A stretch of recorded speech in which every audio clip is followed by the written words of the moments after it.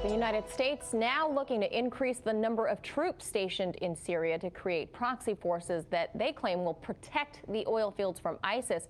But this is not the first time the U.S. has pursued this strategy, and it goes directly against the Syrian government. RT's Rachel Blevins is joining us in studio now.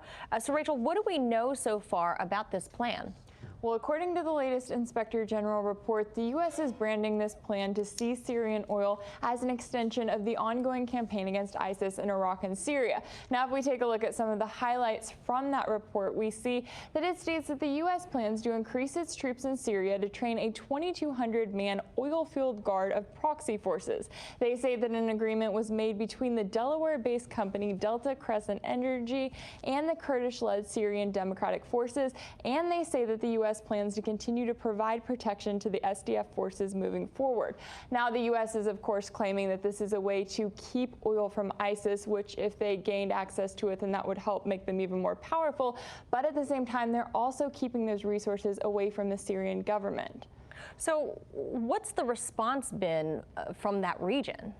Well, both Syria and Russia, which have played a key role in the fight against ISIS, have condemned this plan, and they have also referred to U.S. troop presence in Syria as illegal under international law because they were never asked to be there to begin with. Now, in response to the latest mission, Syria's foreign ministry released a statement in which they said that Damascus condemns in the strongest terms the agreement signed between the SDF and an American oil company to steal Syria's oil under the sponsorship and the support of the American administration.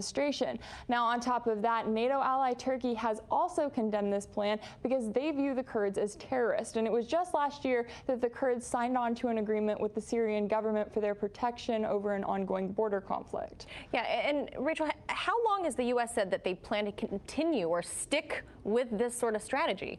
Well, the U.S. is saying that this latest mission is part of their counter-ISIS train and equip fund. Now, if that title sounds familiar, it's because the Obama administration also had its own train and equip program in which they said that they wanted to work with what they called moderate rebels in Syria. Now, as reports have noted specifically, that program was started by the CIA in 2013 as part of an effort by the Obama administration to overthrow Syrian President Bashar al-Assad. Not only was the program not successful, but a number of those armed and trained rebels went on to join ISIS and other radical groups.